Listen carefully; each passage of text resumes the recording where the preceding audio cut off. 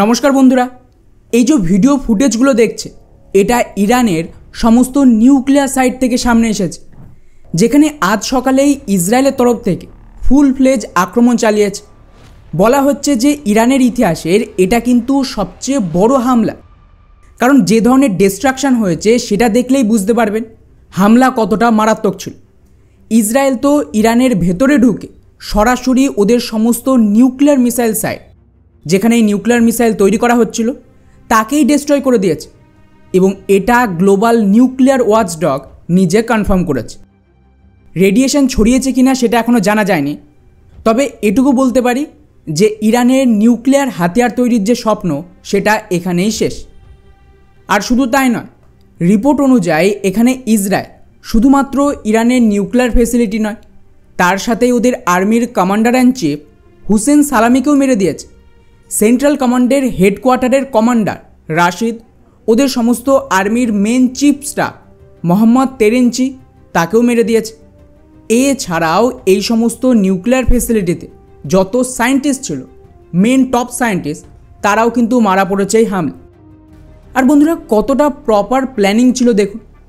যখন ইসরায়েলের বায়ুসেনা ইরানের ভেতর ঢোকে, ওরা তো ইরানের এয়ার ডিফেন্স, নিউক্লিয়ার সাইট আর হেডকোয়ার্টারে অ্যাটাক করে।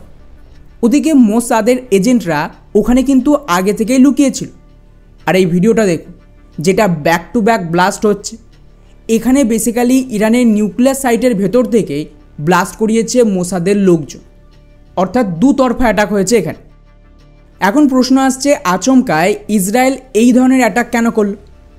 ওয়েল, আপনারা যারা আমার পুরনো ফলোয়ার তারা তো জানেন, আমি অলরেডি এটার প্রিডিকশান দিয়েছিলাম যে ইসরায়েল হামাসের যুদ্ধ অ্যাকচুয়াল টার্গেট ছিল ইরান, আর ইরানের নিউক্লিয়ার ধ্বংস করে ওখানে রিজিম চেঞ্জ হবে, তারপর কিন্তু গ্রেটার ইসরায়েল তৈরি শুরু হয়। তো তারই ফাইনাল কাজ আজ শুরু হল। এই মুহূর্তে গোটা বিশ্বে ডলারাইজেশনের পর 4টে জোন ছিল যাকে রিভার্স করতে হবে। মিডল ইস্ট, যেখানে ফিলিস্তিন আর ইরান, এদিকে ভারত পাকিস্তান মানে কাশ্মীর ইস্যু, তার সাথে ওদিকে চীন তাইওয়ান, এবং ইউরোপের রাশিয়া ইউক্রেন। অর্থাৎ এই সমস্ত কনফ্লিক্ট অ্যাকচুয়ালি স্ক্রিপ্টেড। আর যখন আমি এটা বলেছিলাম সেই সময় থেকে অনেকে আমাকে মেল করেছে যে ভাই 1 মাস হয়ে গেল, 2 মাস হয়ে গেল, ইরানে অ্যাটাক হলো কই? তো এর জন্য আপনাদেরকে এর টাইমিংটা দেখতে হবে। আজ ক তারিখ? 13ই জুন ইসরায়েল অ্যাটাক করল। আজকের দিনে কি হয়েছিল জানেন? 1980 সালে এই দিনে খামেনি ইরানের ইসলামিক রেভলিউশন করিয়ে ইরানকে র্যাডিক্যাল ইসলামিক দেশে পরিণত করে। হ্যাঁ, যদিও উইকিপিডিয়াতে যদি দেখেন ওখানে ডেটটা একটু ভুল আছে, ওখানে 14 তারিখ লেখা, কিন্তু অ্যাকচুয়াল যে ঘোষণা হয়েছিল সেটা কিন্তু 13 তারিখেই হয়েছিল। আর সেম দিনে আজ ইসরায়েল অ্যাটাক করলো ইরানের ওপর। অর্থাৎ এটাই ইসলামিক ইরানের শুরু ছিল এবং এটাই খতম ডে। এরপর ইরানের অ্যাকশান শেষ হলেই চীন অথবা ভারত, এই দুটো দেশের মধ্যে কোনো একটা নিজেদের অ্যাটাক শুরু করে।